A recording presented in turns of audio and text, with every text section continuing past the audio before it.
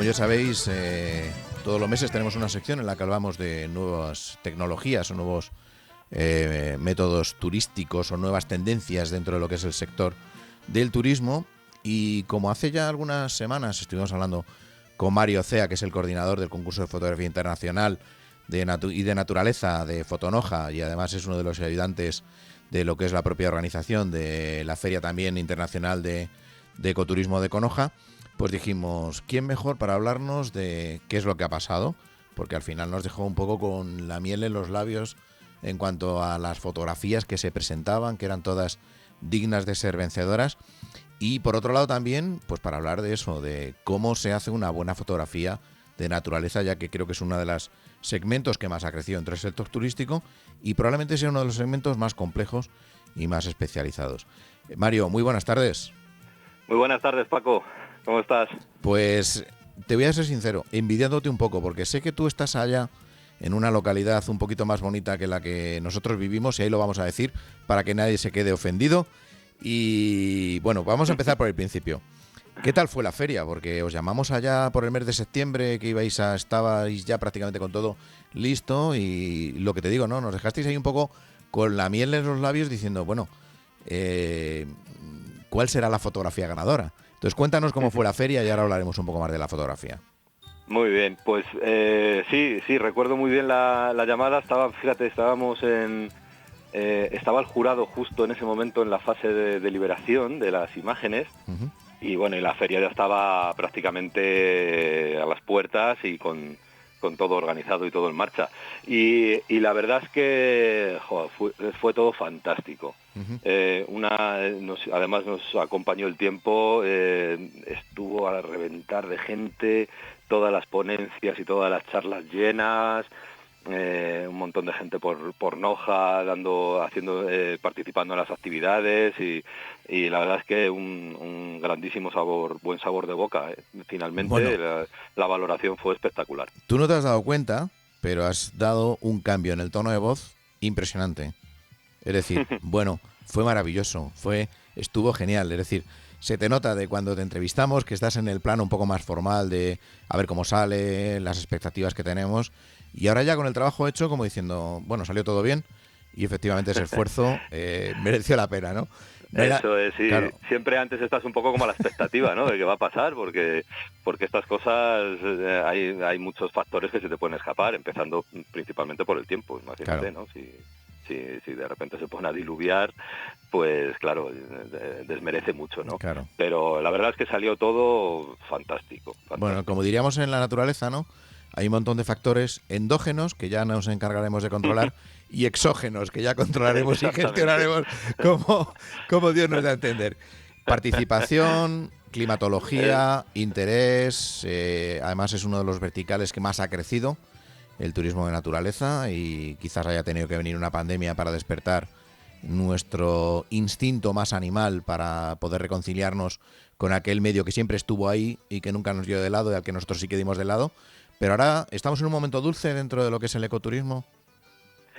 Pues mira, fíjate, esto también lo hablamos un poco la otra vez, ¿verdad? Sí. Cómo la naturaleza se abrió camino de una manera espectacular en aquel tiempo en el que estuvimos un poco confinados todos y sin pisar prácticamente nada, como los animales bajaban a las ciudades, ballenas que se acercaban a los puertos, flores y vegetación que crecían por todas partes, ¿no? Uh-huh. Esto nos tiene que hacer un poco pensar, ¿no? En todo lo que estamos haciendo bien y en todo lo que estamos haciendo mal, y entonces intentar mejorar lo que estamos haciendo mal. Pero sí tienes razón en que yo creo que ha habido todavía una explosión más de interés, ¿no? Uh-huh. por todo lo que tiene relación con la naturaleza y el ecoturismo, ¿no? Uh-huh. La gente vuelve a los pueblos. Fíjate que esta España vaciada, Y ¿no? con interés de hacer cosas, ¿no? Sí, con intereses de crear nuevos negocios, Uh-huh. con intereses incluso solo de vivir. Y nos ha enseñado todo esto también que se puede teletrabajar casi desde cualquier sitio, ¿no? Entonces, yo creo que nos ha hecho removernos por dentro. Entonces, bueno, esto ya veremos con los años en que acaba, ¿no? Pero yo creo que sí, que hay un interés especial, Bueno, otra vez. bienvenido sea. desde Todos luego. sabemos, y sobre todo dentro de la naturaleza, que hay un sector, un segmento que ha crecido mucho y es el tema de la fotografía. En muchas ocasiones, cuando vemos esas magníficas fotografías, no somos conscientes del trabajo que lleva detrás, tanto por parte de la persona que hace las fotografías, como incluso por aquellos que facilitan que aquellas fotografías se realicen. Pero sí que es cierto que también antes era muy difícil encontrar esta oferta dentro del ecoturismo de propuestas para fotógrafos y tal, pero ahora es una digamos una modalidad cada vez más extendida y sobre todo más extendida también a un gran público, ¿no? Porque antes era prácticamente marginal, pero ahora el que más y el que menos tiene un buen equipo, tiene paciencia y ganas de estar detrás de un hide y de conocer nuestra naturaleza.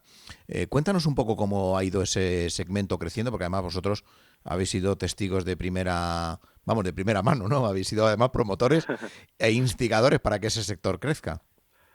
Sí, sí, sí. Además es que tienes toda la razón. Es un sector que los que venimos de muchos años en esto, de la fotografía de naturaleza, hemos visto cómo ha evolucionado y cómo ha crecido de una manera exponencial y bastante grande además.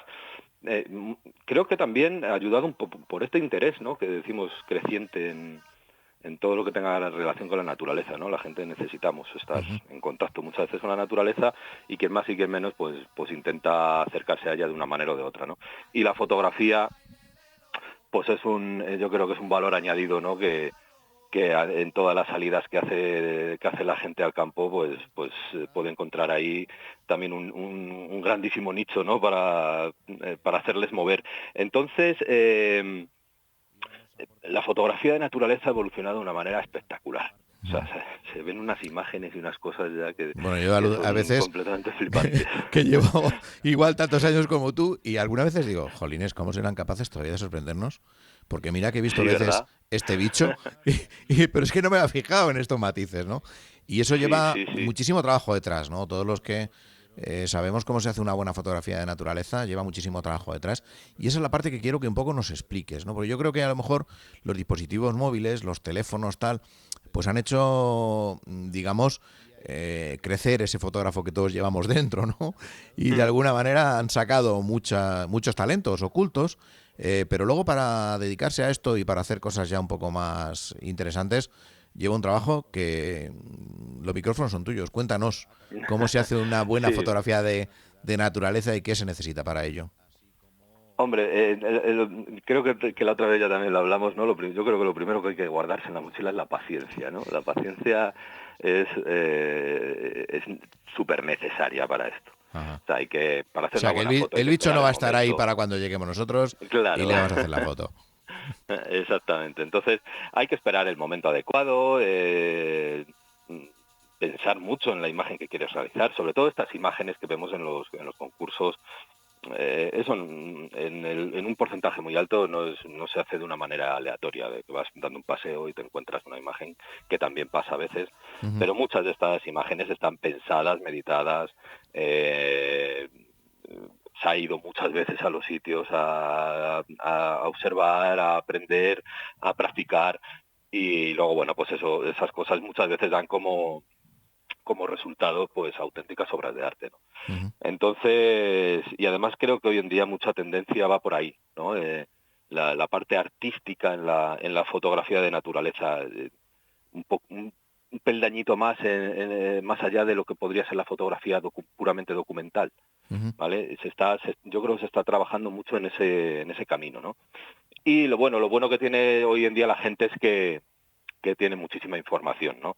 Hay muchísima formación de profesores fantásticos a disposición de todo el mundo, se hacen muchísimos talleres, muchísimas salidas, muchísimas prácticas, bueno, en fin, tienes infinidad de sitios de empresas que han evolucionado con la fotografía, por ejemplo, de fauna, ¿no? En la Uh-huh. que puedes ir a hives y gente que no tiene tiempo pues aprovecharse de ese conocimiento de otros que han preparado todo aquello para que la gente pueda disfrutar de ello. A mí me parece genial, o sea, creo que se está formando alrededor de todo este entorno de la fotografía, creo que se puede estar formando una cosa muy bonita, ¿no? Uh-huh. Que si sabemos aprovecharla, pues seguro que todos nos vamos a beneficiar de ella. Bueno, la verdad es que desde hace muchos años nos han llamado mucho la atención las grandes fotografías de National Geographic, de otros medios de publicación que han hecho incluso que los lectores se vuelquen hacia ello, ¿no? ¿Es esta también una tendencia dentro de lo que es el mercado nacional y al final una buena fotografía puede ser la portada de un gran titular o incluso puede ser el preceptor para que una buena parte de la población se interese por una especie en concreto? Pues sí, porque fíjate, yo creo que todo esto de los concursos también y de estas publicaciones tan prestigiosas, ¿no? Hacen que la gente se pare, porque claro, vivimos en un momento en el que consumimos infinidad de imágenes a lo largo del día. Y yo siempre lo digo, ¿no? Hacer que el espectador, en toda esa vorágine de imágenes, se pare a ver una imagen y a leer sobre ella, y al leer sobre ella se dé cuenta de las problemáticas que pueda haber o incluso simplemente de la técnica que se ha utilizado para hacer la foto. A mí eso ya me parece hoy en día un grandísimo logro, ¿no? Y creo que con todas estas imágenes tan espectaculares que vemos como ganadoras de los certámenes, de los muchos certámenes que hay a lo largo del mundo, Ujú. en todas esas revistas prestigiosas como National Geographic o Planet Earth, que puedes ver unas imágenes que vamos, que todo el mundo desearía tener, ¿no? Que sin duda. Entonces, esto hace que conozcamos a los animales, que conozcamos los paisajes y las problemáticas que tienen. Y eso nos ayudará, sin lugar a duda, a respetarlo y a cuidarlo. Bueno, es una manera Entonces, de hacer prescriptores, ¿no? exactamente, Ujú.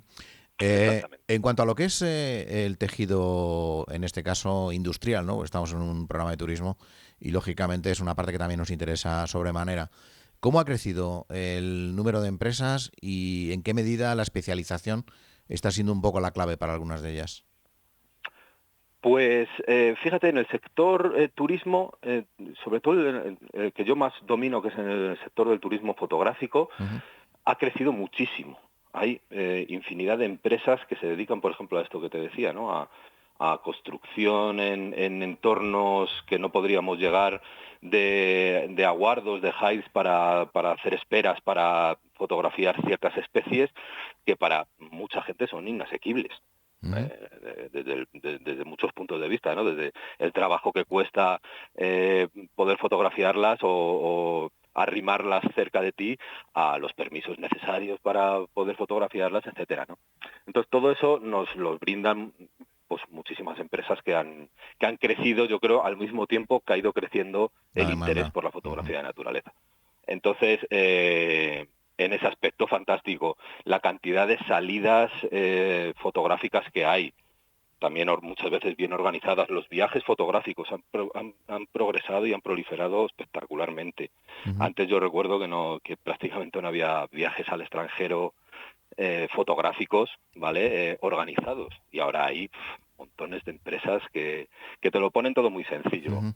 Al final esto es muchas veces lo que la gente que no tiene el tiempo para dedicárselo exclusivamente a la fotografía, agradecen mucho que haya gente que trabaje para que de repente ellos se puedan ir a hacer un viaje fotográfico a África sin preocuparse mucho más que de ir a hacer fotografía. Seguro. Y Entonces esto es así, importantísimo. con pocas palabras, ya sabes tú que en la radio tenemos una métrica Sí. muy encorsetada. ¿Cómo tenemos que hacer para empezar a no solo interesarnos, porque me imagino que el que empiece a ver cosas ya estará interesado? ¿Cómo podemos empezar de una manera bastante firme y con un paso que luego nos llegue a esto que tú me estás comentando dentro del mundo de la fotografía de naturaleza? Pues mira, yo lo que recomiendo siempre a la gente, lo principal creo que es la formación. Ujú. Entonces, hace años esto no existía.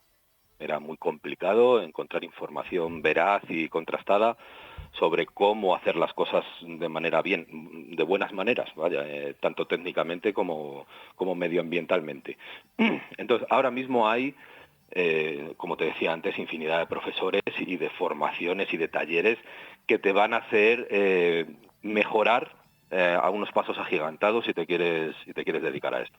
Ujú. Los que empezamos, tú lo sabes, de manera Sí. autodidacta en todo esto, pues al final hemos tenido que Ensayo-error. ir, Lo nuestro ha sido claro, ensayo-error ensayo, toda la error vida, o y sea que mucho eso... dinero por de por medio, ¿verdad?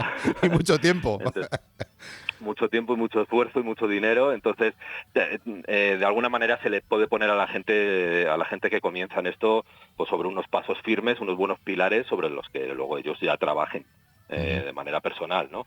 Yo siempre también digo que para hacer buenas fotografías de campo hay que estar en el campo, hay que salir, hay que conocer a los animales, y eso ya es un trabajo personal de cada uno. Pues, y los paisajes, incluso la flora, en fin, cualquier parte de la naturaleza. pues nos quedamos con el resumen. Paciencia, conocimiento, formación y una buena dosis de intentos. Sí, desde luego. Oye, y nada, y sin quitarte más tiempo, para todo el que quiera ver las fabulosas imágenes... Justo te lo iba a preguntar, o sea que no me quitas tiempo porque te lo iba a preguntar ahora mismo. Qué bueno, qué bueno. Pues mira, hemos coincidido. Simplemente dejarles el apunte de que en la página fotonoja.com, ¿vale? Sí. Ahí pueden ver las galerías de las imágenes ganadoras, las menciones de honor y la ganadora absoluta, por supuesto. Pues lo meteremos en redes para que la gente pueda disfrutar igual que hemos disfrutado todos nosotros. Y muchísimas gracias, Mario, por estar aquí con nosotros. Es un placer siempre hablar contigo y estoy seguro que seguiremos hablando de lo que más nos gusta: naturaleza, fotografía y, cómo no, de entusiasmo. Fantástico, Paco. El placer siempre es mío. Ya lo sabes, aquí me tenéis para lo que queráis. Cuídate mucho. Hola, soy Paco Huertas. Te espero todos los lunes de 7 a 9, aquí en Territorio Viajero. Un programa de turismo y sostenibilidad. Además hablaremos del sector y te llevamos a los rincones más desconocidos y singulares de la península, aquí en Libertad FM. Llaman puerta, a tu ventana, ventana, a tu madre Carmelita, a tu Rosita del alma. Ay, lelelo, ay, lelelo, ay, lelelo, ay, lelalo. Vamos con esta segunda hora, como comentábamos el otro día en el programa matinal de aquí de la casa. Os comentábamos que en esta segunda hora íbamos a aportar algo realmente curioso e interesante. Por una parte, el contenido que nos vuelca todos los finales de mes, España Fascinante, en el que van a hablar de dos castillos, el castillo de Baños de la Encina y el castillo de Peñíscola, del Papaluna. Luego vamos a hablar aquí entre nosotros de un GR, es el GR14, el GR del Duero. Quizás uno de esos senderos tan brutales como sorprendentes, porque prácticamente hace un recorrido por todo lo que es el río Duero, prácticamente no, todo el río Duero, desde su nacimiento o desde su nacedero hasta la desembocadura.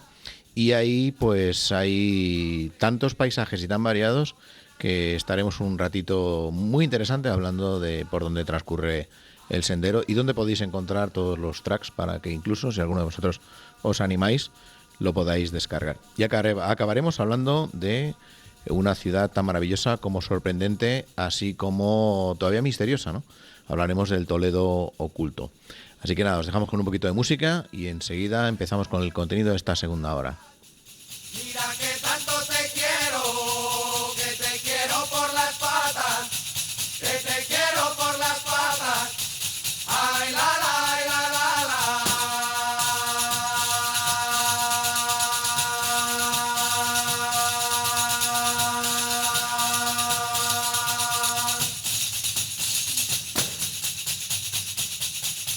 Soy de la opinión del cuco, pájaro que nunca anida, pollo voz en nido ajeno. Я слушаю Territorio Viajero. Yo escucho Territorio Viajero.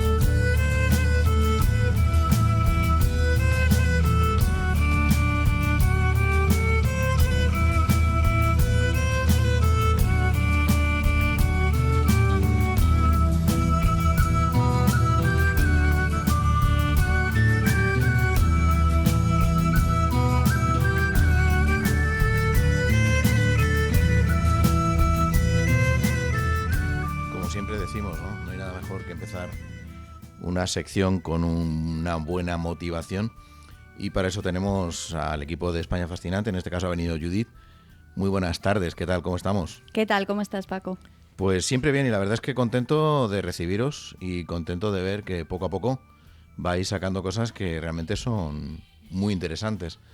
Y lo que comento, no hay nada mejor que empezar una sección o empezar un acuerdo, una colaboración o un recorrido a través de los diferentes recorridos que vamos a plasmar en la radio, y sobre todo a través de este maravilloso equipo joven con un montón de ganas y con un montón de inquietudes y de propuestas. Y esta semana habéis sido quizás un poquito casi atrevidos y nos lanzáis una propuesta que enlazáis un castillo del interior con un castillo de la costa. Y hablamos de reyes, hablamos de monarcas y hablamos de papas. Sí. Y hasta ahí puedo leer yo. Hoy hablamos de todo. Hoy hablamos de todo aquí, Paco. Hoy en España Fascinante pues nos hemos propuesto un poco hablaros de castillos, porque es una cosa que es verdad que en el equipo de redacción nos gusta mucho, siempre nos ha llamado mucho la atención. También porque supone una visita muy atractiva. Siempre que vas a un castillo pues te quedas un poco embelesado con las formas, con las ruinas, con todo un poco lo que aporta al paisaje, y porque bueno, pues habla de nuestra historia, que nosotros también estamos muy interesados en contar un poco la historia del país. Así que, pues es que yo estoy encantada. De todas maneras, complicado, ¿no? Elegir entre tantos recursos, porque estamos en un país tan diverso, tan repleto de diferentes recursos y de propuestas, que ya hablemos de naturaleza, fiestas, etnografía, gastronomía, enoturismo, castillos, reyes o papas, pues nos va a faltar tiempo, ¿no? Siempre falta tiempo. Acuérdate, hace un mes que estábamos aquí hablando de la Ribeira, que yo decía, si es que estoy 2 horas hablando y no te lo he contado todo. Pues aquí pasa un poco lo mismo. Imagínate para elegir entre todos los castillos que tenemos en España. Pues cuéntame, ¿a dónde nos vamos? ¿A dónde nos vas a llevar? Pues mira, para empezar te voy a llevar a ti y a todos a Jaén, a Baños de la Encina, que cuenta con el castillo más antiguo de España y es el segundo más antiguo de Europa. O sea, no es poco decir, desde luego. Y además, se han encontrado restos en esa construcción que pertenecen a la edad del cobre y a la edad clásica. Quiero decir que al margen del edificio en sí, ahí hay una historia que se remonta a siglos en el tiempo. O sea, es bastante impresionante llegar allí y casi toparse con todo el pasado que tiene. Así además, que teníamos que empezar por ahí. Además llegamos a Baños de la Encina prácticamente rodeados de olivos, en un mar de olivos. Y de pronto nos aparece esa fortificación que, como tú bien dices, siendo una de las más antiguas prácticamente de toda Europa, hay que ver qué nivel constructivo, ¿no?, tenían en aquel momento ya. Sí, y parece casi un milagro ver que sigue en pie, que realmente sigue en pie. O sea, no es tanto el hecho de que sus ruinas pertenezcan al siglo X, que es realmente cuando se construyó, como el hecho de que está en pie, que tú lo ves, la mayoría de las torres que se conservan son las torres originales, lo que es la construcción. El conjunto en sí es actualmente prácticamente lo que fue antaño. O sea, es realmente impresionante y, como dices, además que está en un paisaje pues que no te deja indiferente tampoco. Pues me imagino que todos los castillos tienen una bonita historia y seguro que la de Baños de la Encina nos va a sorprender. Cuéntanos esa historia. Pues se sabe que este castillo se construyó en el año 967, ahí un poco en medio de la lucha entre reinos cristianos y reinos musulmanes, que bueno, si nos ponemos aquí a hablar de eso no terminamos porque, como bien sabes, duró muchos siglos y muchos años, hubo numerosas batallas. Este castillo concretamente perteneció al Califato de Córdoba y formaba un poco parte de la red de fortalezas que tenía el califato por toda Sierra Morena. Y bueno, pues esa cualidad, ese carácter defensivo y su importancia dentro del califato pues se nota hoy en día, porque ya no solo por el lugar en el que se encuentra, sino por cómo se construyó.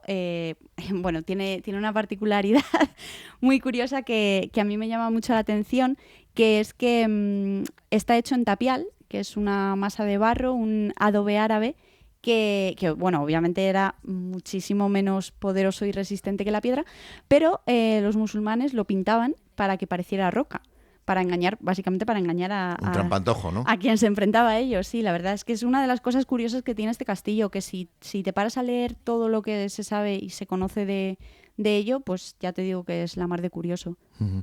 Además, ese tapial le permitía construir muchísimo más deprisa.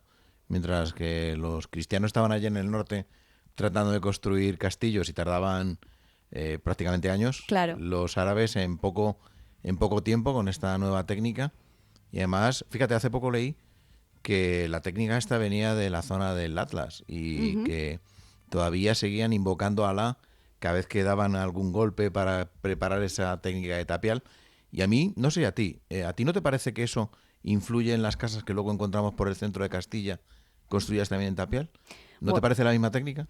Bueno, no sé si podemos asimilarlo con los reinos musulmanes de antaño, pero desde luego curioso es. La técnica es la curioso misma. Curioso es. Y ahora, después de Baños de la Encina, cuéntanos así alguna cosilla más interesante que digas. ¿Qué podemos ver en la zona de Baños de la Encina? ¿O qué podemos ver dentro del castillo? Que es pues esa relación con la historia del castillo de Baños de la Encina. Pues Baños de la Encina en sí ya merece una visita. En general, claro, si vas de lo concreto a lo general, pues te diré Jaén, ya merece una visita, ¿no? A mí también me parece muy interesante, por cierto, que no lo he comentado, que como es un castillo que tiene más de 1000 años, es uno de los pocos castillos en Europa que tiene el derecho, el honor y el privilegio de tener ahí la bandera de la Unión Europea diciendo, oye, mírame que llevo aquí 1000 años en pie.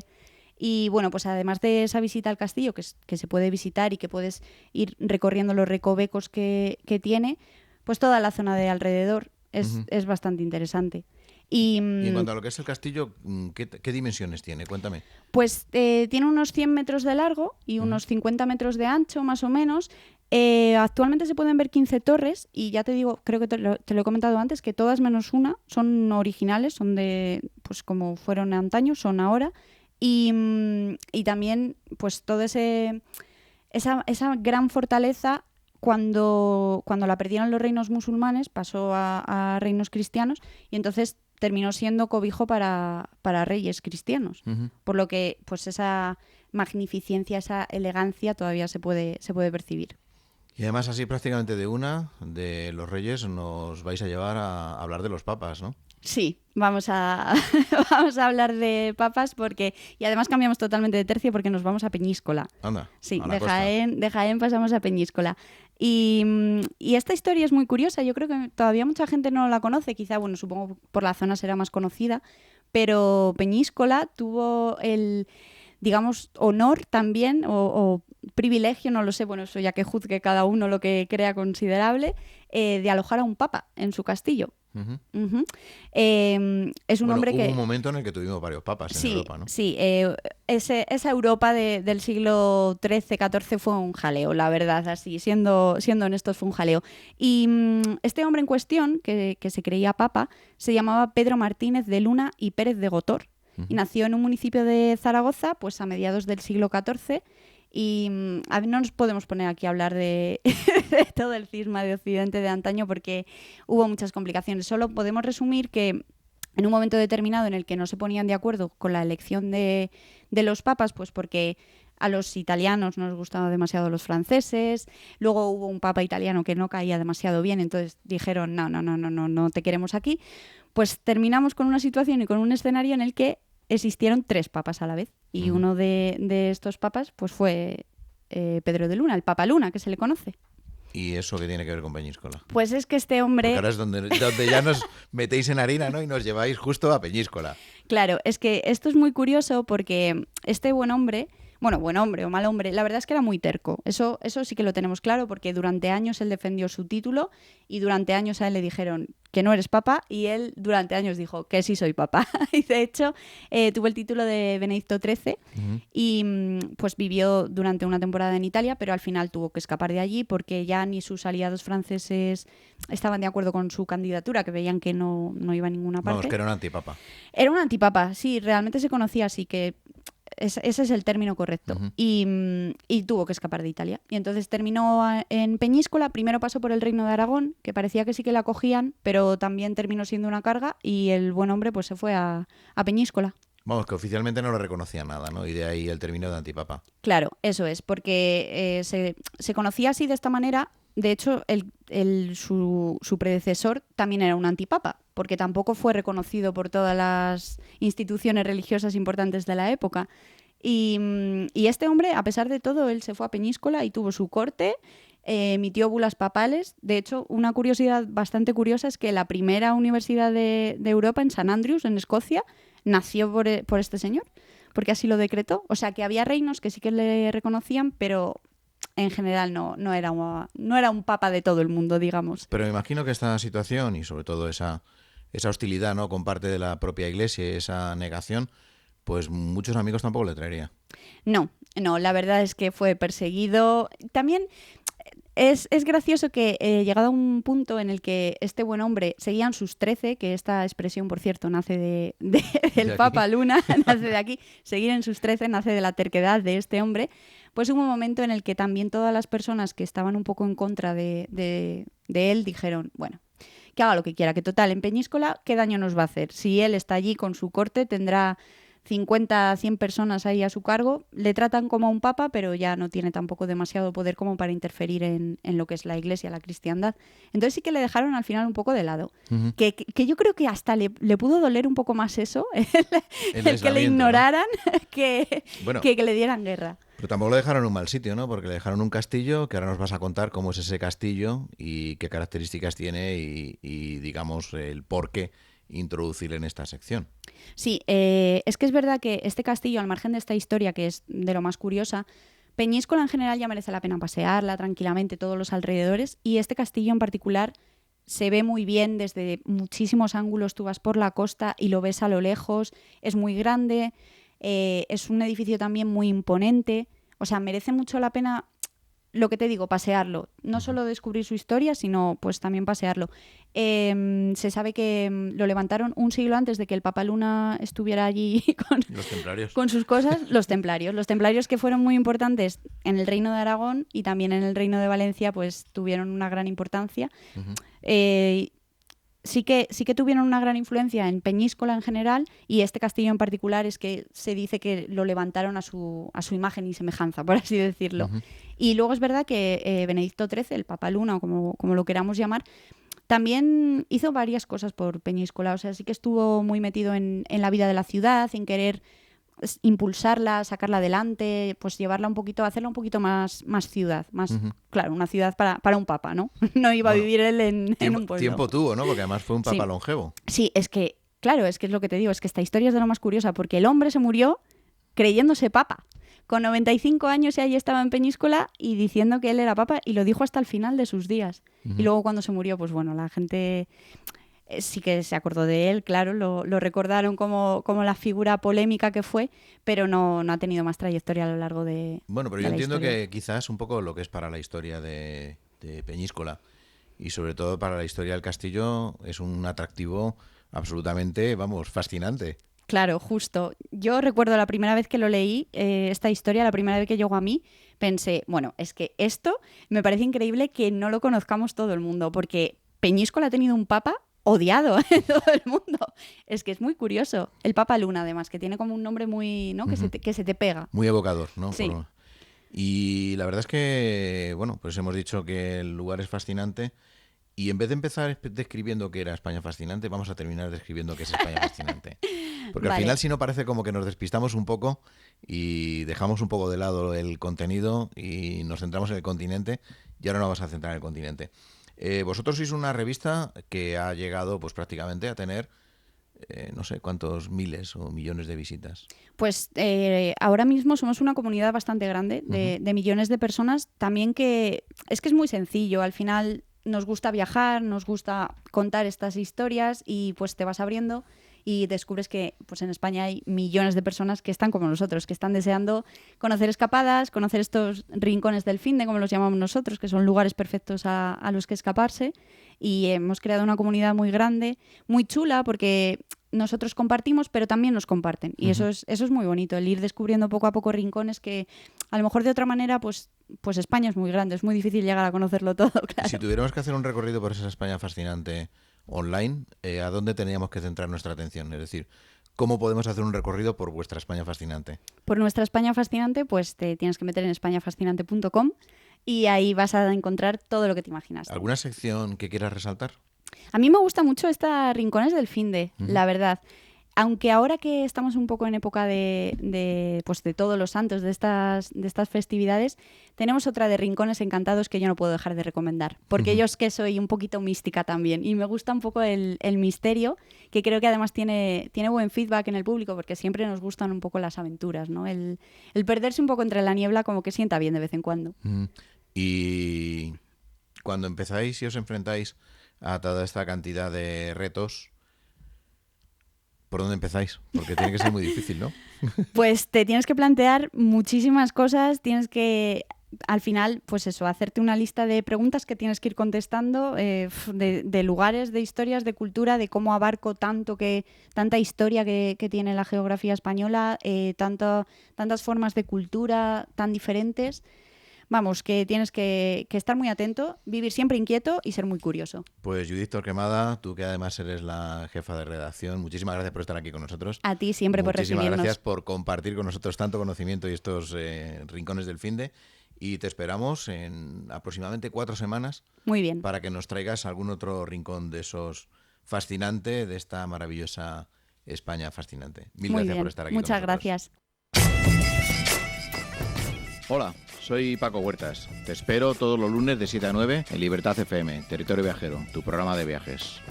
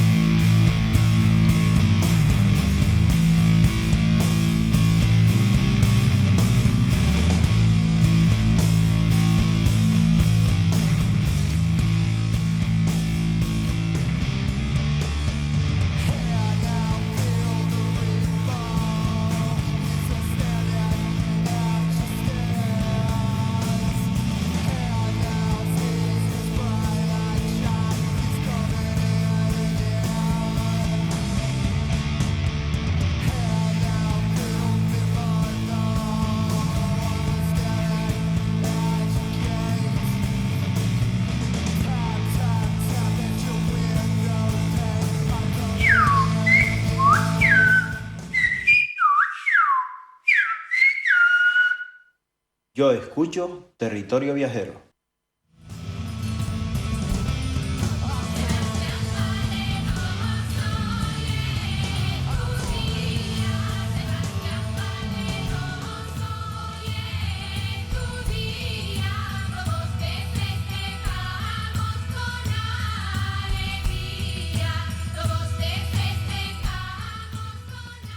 Pues aquí estamos de nuevo, como veis hemos apostado por cambiar un poco de música y nos han hablado de un grupo que además tiene también algunas partes de música tradicional, pero la que precisamente nos han mandado hoy no es la más tradicional de todas las músicas. Entendemos que a lo mejor para ciertos colectivos sí, pero en este caso para nosotros pues no es la música que solemos poner, pero eso no significa que no haya otras músicas y por tanto pues de vez en cuando también renovamos un poco ese activo musical. Y esta música que estábamos escuchando ahora, que era Acetre, que también es un grupo extremeño, nos da pie para empezar a hablar de un recorrido tan fascinante, tan largo, tan importante y tan interesante como probablemente desconocido para muchos de nosotros, ¿no? En los últimos 3, 4, 5 años quizás, ¿no? Todo lo que es la zona del centro de la península, y sobre todo coincidiendo con el Gran Padre Duero, ha sido el recorrido que se ha asociado casi siempre o tradicionalmente a la actividad vitivinícola. Es decir, de alguna manera el Duero ha ido marcando una serie de denominaciones de origen y por tanto pues el Duero ha sido ese gran padre que en muchos casos pues ha sido transmisor de culturas, transmisor de riqueza y, como no, transmisor de un legado patrimonial realmente interesante e importante. El Duero durante prácticamente 4 siglos fue una frontera natural entre los diferentes reinos del norte y lo que era el califato cordobés, con lo cual pues podemos encontrar una cantidad casi infinita de construcciones asociadas con la defensa tanto al norte como al sur del Duero. Muy curioso porque además los musulmanes prácticamente en toda esa cantidad de kilómetros, y estamos hablando de 755 kilómetros en el tramo español, en aquel momento no existía España como la conocemos tal cual, no pasaron al norte haciendo construcciones, sí que pasaban de vez en cuando para arrasar con todo lo que encontraban, pero la única construcción que hicieron al norte del Duero es la fortaleza de Gormaz. Fijaros que ya en el siglo IX la fortaleza de Gormaz era prácticamente una de las fortalezas más grandes que se han construido incluso en la época de la cristiandad. Es decir, albergaba una cantidad de soldados que ningún reino posterior cristiano fue capaz de poder, superar en cuanto a lo que es la extensión de tamaño o la extensión de metros cuadrados construidos para la defensa o para el ataque de un territorio como tal. Pero vamos a hablar del Duero como el gran sendero del GR14. Sabéis que en nuestro país las rutas marcadas con blanco y rojo corresponden con una serie de grandes recorridos y en este caso el GR14 es el que va pues siguiendo el Duero desde que nace en la provincia de Soria hasta que en este caso llega a la Fregeneda, que es el último tramo ya dentro de lo que es la parte española, y en la Fregeneda llegan las aguas del río Águeda por el sur y a partir de ahí gira radicalmente hacia el oeste y se mete en tierras portuguesas, donde también podríamos seguir hablando de él, pero en este caso vamos a hacer solo el tramo español. A partir de la llegada del Duero a Portugal, la llegada y la recogida de las aguas del Águeda, la verdad es que solo en el complejo del Duero, solo el complejo de las Arribes, coge las aguas de un montón de ríos, ¿no? Y ahí podemos decir que el Duero se hace grande, ¿no? Se hace navegable y ya viene a ser navegable desde el embarcadero de Vega-Terrón hasta la desembocadura en Oporto, a través de una serie de 6 esclusas que van a permitir esa navegabilidad que ya se hiciera antiguamente en la época del Marqués del Pombal con los diferentes rabeles o rabelos, que eran los barcos tradicionales que remontaban a vela y bajaban dejándose llevar por la corriente y que transportaban en este caso los barriles con el tan preciado vino de Oporto hacia la desembocadura. Mirad, vamos a hablar de las diferentes etapas que podemos hacer con ese GR14, etapas de senderismo que nos van a llevar cruzando diferentes provincias, ¿no? La provincia de Soria, la provincia de Burgos, la provincia de Valladolid, la provincia de Zamora y la provincia de Salamanca, hasta llegar a esa desembocadura. Luego os diré la fuente donde hemos sacado parte de la información y a partir de ahí incluso algunos de vosotros podéis descargar alguna de las guías que pueda haber ahí, que las hay una sección de guías y tracks, e incluso os podéis descargar los tracks si queréis hacer las rutas pues con algún dispositivo móvil, tanto caminando como en bicicleta. Y fijaros, el tramo soriano está dispuesto en 6 etapas. Esas 6 etapas transcurren desde las Fuentes del Duero hasta los pinares del pino resinero de la localidad de Gormaz, que era la que os comentaba, donde habían construido los musulmanes la única fortaleza al norte del Duero. Y ahora os explicaremos un poco cómo van las etapas. La primera etapa es de Fuentes del Duero a Vinuesa, un sitio absolutamente espectacular desde el punto de vista de la naturaleza como tal. Vinuesa también es un pueblo muy, muy, muy bonito, muy interesante, y además ahí podemos descubrir todo lo que es la actividad relacionada con la tala, lo que es la madera, la industria de la madera y muchas de las tradiciones que estaban asociadas a la madera. Hay que decir que muy cerquita de allí también se encuentra la comarca de Cameros, que en este caso pues permitiría que pues nos pudiéramos acercar al mundo de la trashumancia y al mundo del ganado.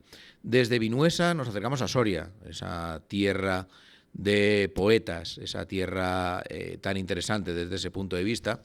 La verdad es que esa etapa es una etapa que nos va a llevar prácticamente por una zona de transición. Vamos a ir recorriendo diferentes pequeñas localidades, como puede ser Vinuesa, una parte de lo que es el Camino Natural del Duero, los pantanos de la Cuerda del Pozo y el Campillo de Buitrago, por ejemplo, son una parte o parte de lo que son los protagonistas de este tramo.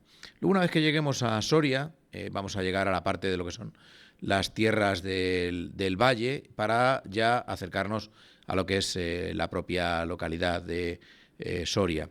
Este tramo viene a tener unos 13-14 kilómetros aproximadamente, y una vez que estamos en Soria, pues descubrimos lugares tan interesantes como el paseo que inspiró a Antonio Machado, a Gerardo Diego, a Gustavo Adolfo Bécquer, que escribieron maravillosos pasajes relacionados con este territorio y relacionados con esa maravillosa localidad de Soria.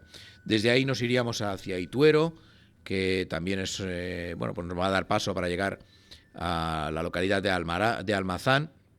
Almazán fue frontera durante mucho tiempo y de hecho hay una parte de lo que es el casco histórico antiguo de Almazán que conserva parte de lo que era la estructura musulmana en este caso, porque se encontraba al sur del Duero. De Almazán a Andaluz. Andaluz es el único paso que era transitable por las diferentes tropas y precisamente era uno de los pasos importantísimos a controlar. De hecho, cuando Almanzor venía desde Calatañazor, se supone que venía de hacer una racia del norte, cruzó por Andaluz y murió en la localidad de Bordecorex, muy cerquita de su querida Medinaceli, que era el lugar donde ellos tenían ese gran bastión militar. Desde Almanzán a Gormaz. Y Gormaz es, desde Andaluz a Gormaz. Gormaz es ese pequeño gran hito desde el punto de vista constructivo musulmán, con la fortaleza al norte del Duero, y al lado se encuentra una localidad muy relacionada con el mundo de lo que es la cerámica tradicional, Tajueco. Luego en la provincia de Burgos iremos desde Langa, también con una parte del antiguo castillo del Cid, Aranda, lógicamente, Aranda, Roa, la Ribera Burgalesa, Roa, Peñafiel. Ya nos entraríamos en la provincia de Valladolid y ahí vamos a encontrar todo lo que es la denominación de origen de Ribera del Duero, nunca mejor dicho, puesto que ya estamos de pleno en esa maravillosa zona relacionada con esos grandes caldos, ¿no? Los vinos de Ribera del Duero. Peñafiel, Quintanilla de Onésimo, Quintanilla de Onésimo, Tudela de Duero, Puente Duero, y la zona tan interesante de los pinos piñoneros que podemos encontrar por allí. Desde ahí a Tordesillas, el Toro de la Vega, esa fiesta tradicional relacionada con el mundo taurino que ahora pues prácticamente está camino de desaparecer. Ellos le llaman la justa, un torneo, y de alguna manera pues es una de estas fiestas que ya poco a poco va teniendo muchos enemigos fuera de la localidad y muchos más adeptos dentro de la propia localidad. Castronuño, las riberas de Castronuño, probablemente uno de los lugares del Duero menos conocidos y uno de los lugares del Duero más interesantes y más importantes para llegar a conocer desde el punto de vista de la naturaleza, y sobre todo porque vamos a encontrar un biotopo muy característico, muy singular, asociado a este paisaje de ribera que lógicamente no nos va a dejar indiferentes. La provincia de Zamora, pues prácticamente desde Toro Zamora, en lo que es una de las etapas Zamora-Pereruela, con pues esa actividad también relacionada con el mundo de la cerámica tradicional. En este caso, los hornos de Pereruela son una de las partes, o uno de los hornos que prácticamente han ido ocupando casi todos los figones de Castilla y León y más allá de Castilla y León. De Pereruela a Moral de Sayago, a través de la calzada mirandesa, Miranda de Douro, es una de esas localidades donde además todavía se habla el mirandés, que es probablemente una lengua derivada, o es una lengua derivada del antiguo leonés, y la mirandesa era la calzada romana que unía Miranda de Douro con, en este caso, la localidad de Zamora. Y a partir de ahí, digamos que Moral de Sayago nos vamos a meter pues ya de pleno en esa calzada mirandesa. Villa de Pera, entre encinas y berrocales, que son pues esas rocas que afloran en todo ese territorio. La zona del Sayago, además, vamos a encontrar desde ganado autóctono, como es el ganado sayagués, la vaca sayaguesa, que es probablemente uno de los pues del ganado vacuno más antiguo de la península, junto con la morucha, los berrendos, probablemente sean esos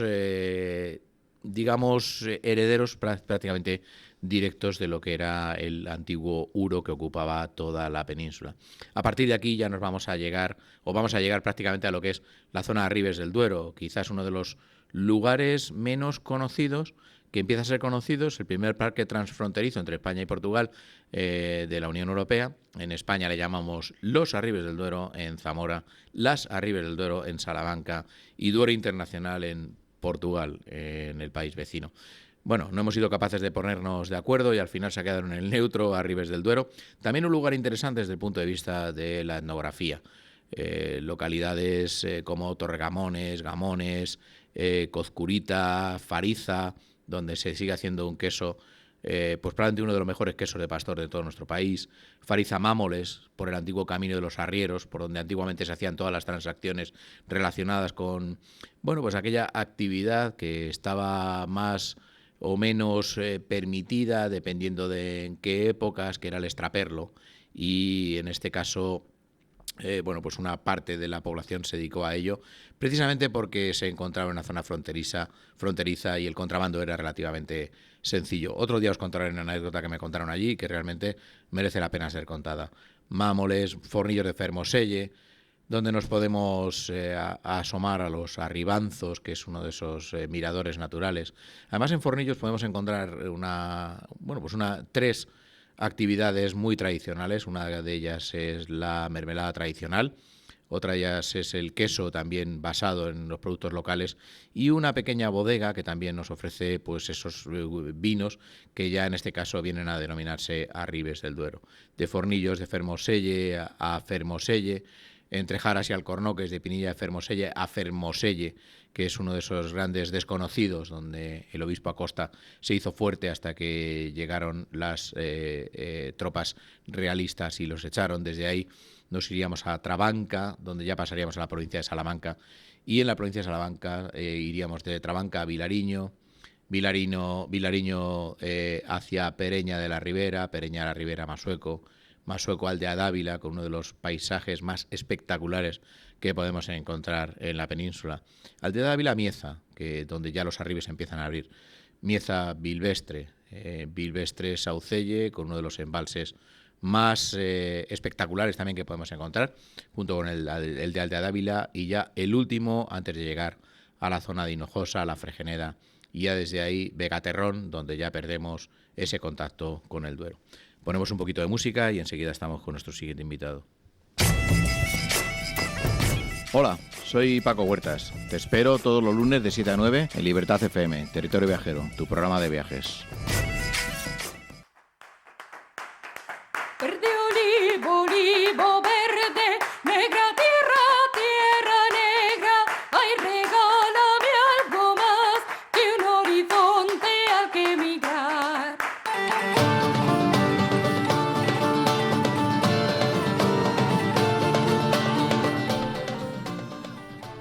Pues se nos ocurrían muchas músicas interesantes para recibir a nuestro siguiente invitado, pero nos hemos ido a un grupo tradicional, a Cetre, y en este caso damos la bienvenida a nuestro gran amigo Nacho Trevejo. Nacho, muy buenas tardes.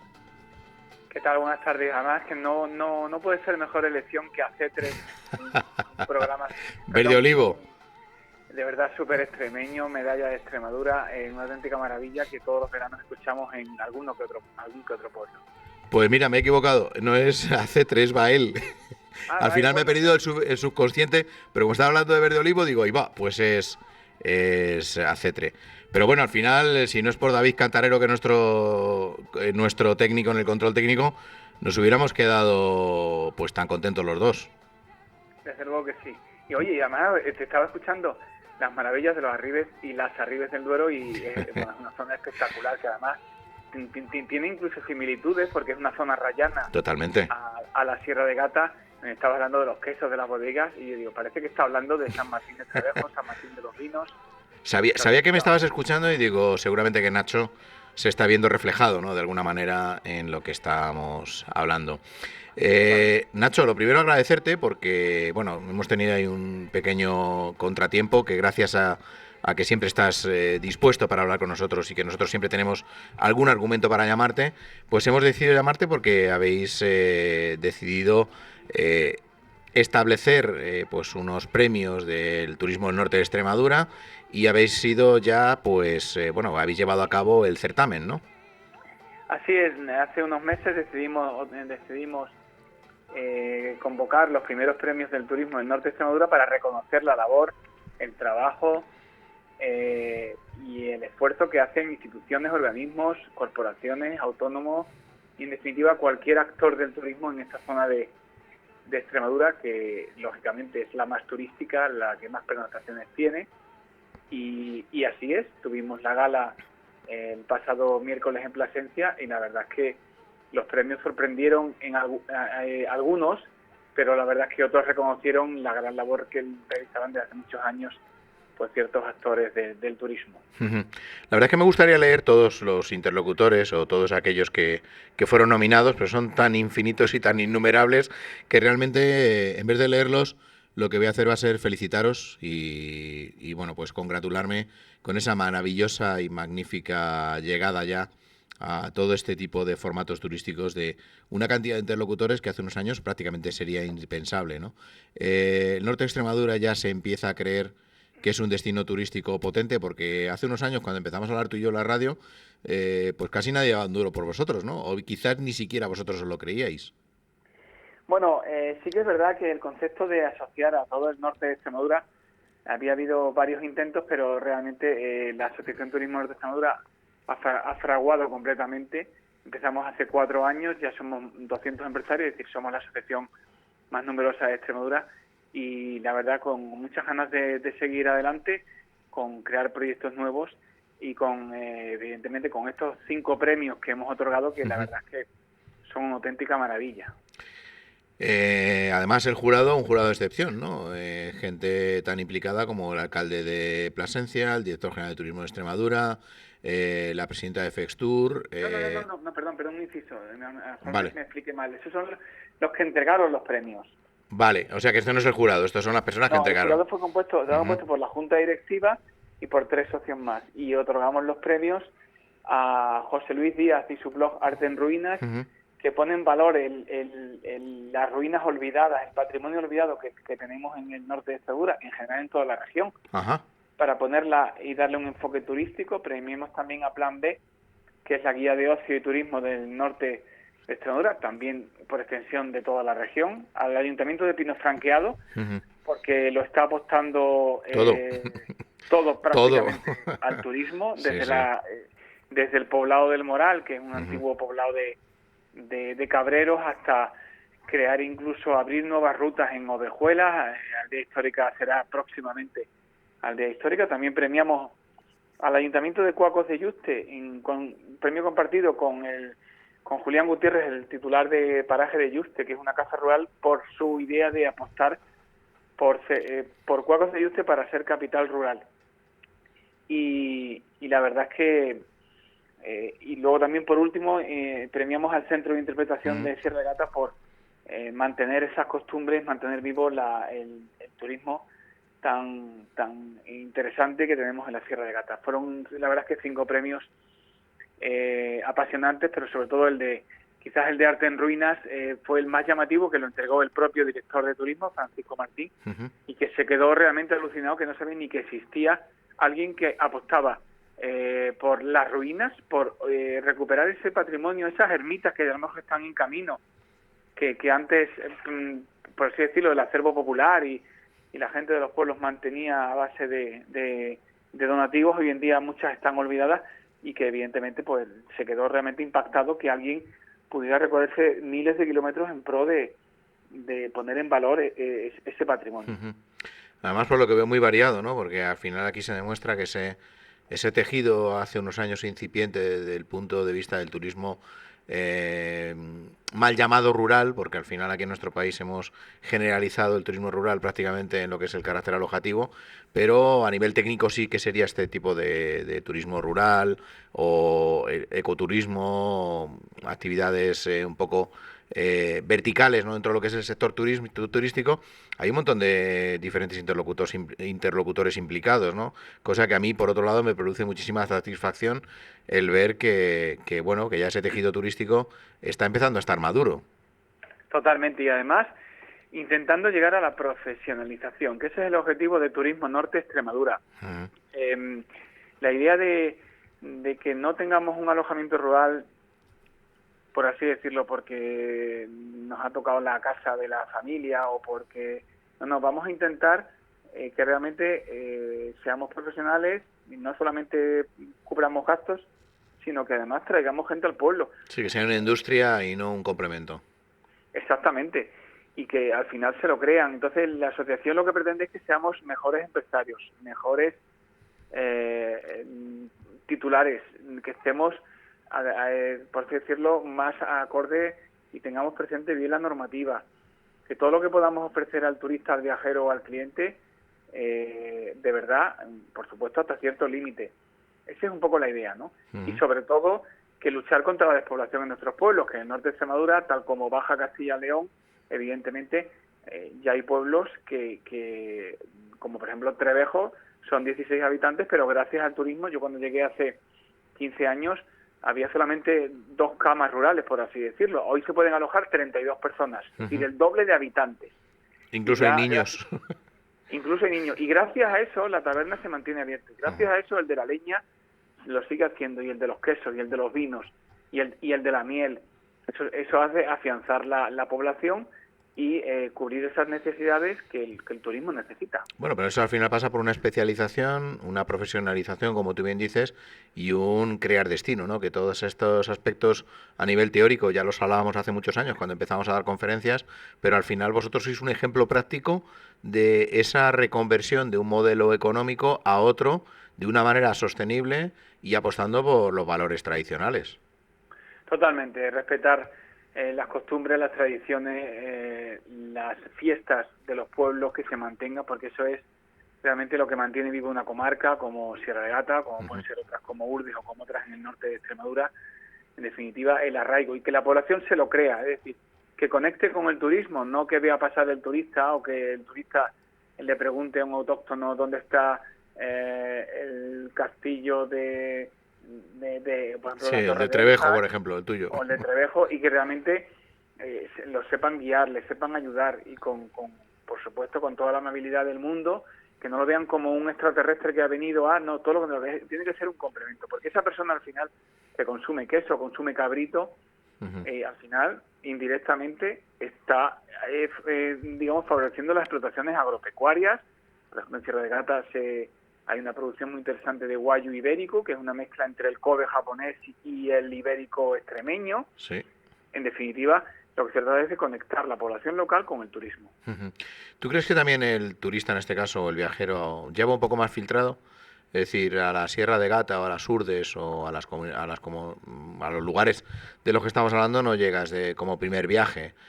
¿No da un poco la sensación que es ese viajero ya un poco 2.0, ¿no? Que va buscando esa conexión con el paisaje? A mí hay una palabra que me gusta mucho, que es el paisanaje, pero siempre desde el punto de vista del respeto a lo más antropológico y a esas tradiciones. ¿No te da también la sensación que vosotros ya sois el destino de un cliente más viajado? Sí, claro.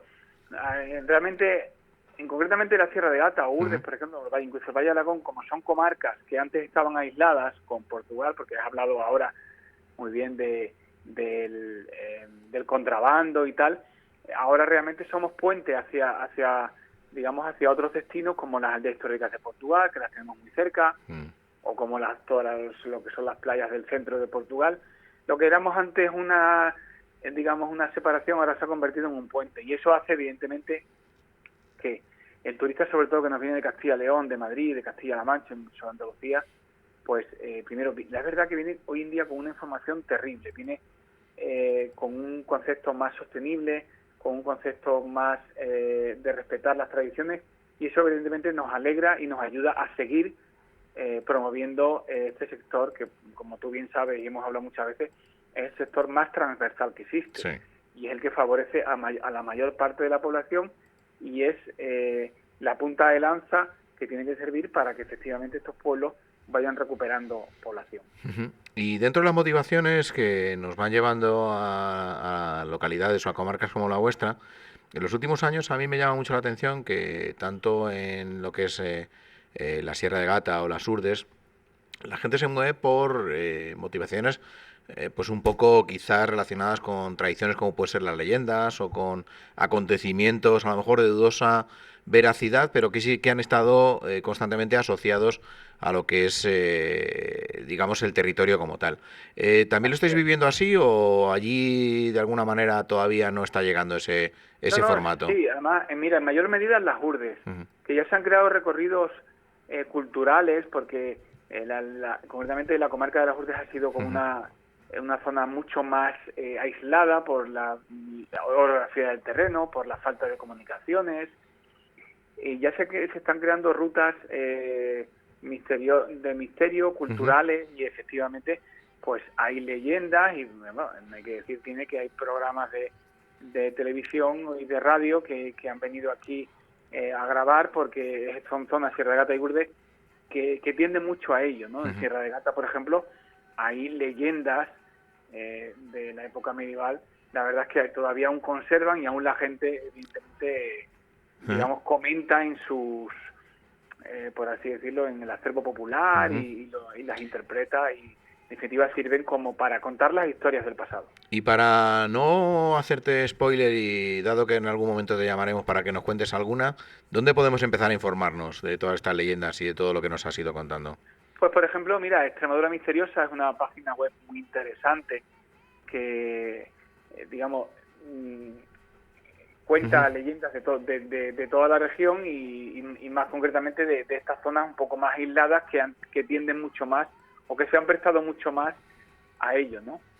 En Sierra de Gata, si nos queda un poquito de tiempo, tenemos 30 segundos. La leyenda del famoso bandolero Hernán Centeno, que se apodó el travieso, que incluso los reyes católicos tuvieron que intervenir porque, digamos, conquistó varios castillos y al final él, acorralado, se tiró de la torre del homenaje del castillo de Trevejo y supuso toda una revolución porque era como el rebelde, una persona que venía digamos, de la nobleza frente a los poderosos reyes católicos. Pues un día te tenemos que llamar para que nos cuentes allí al amparo de tu maravilloso complejo, que nos cuentes alguna otra leyenda. Nacho, mil gracias por estar aquí y te esperamos en breve. Muchísimas gracias. Muchísimas gracias a ti y a todos tus oyentes. Gracias, chao. Pues hasta aquí hemos llegado. Como veis, se nos pasan 2 horas de radio y si nos dieran 3, pues seguramente haríamos 3. Como dicen que es ser bien nacido, ser agradecido, pues le agradecemos como siempre a nuestro compañero David Cantareno en el control técnico, a todo el equipo de producción, a esta bendita casa en el 107.0 Libertad FM y este humilde locutor Paco Huertas que se despide de vosotros hasta la semana que viene. Ya sabéis, Territorio Viajero, todos los lunes de 7 a 9.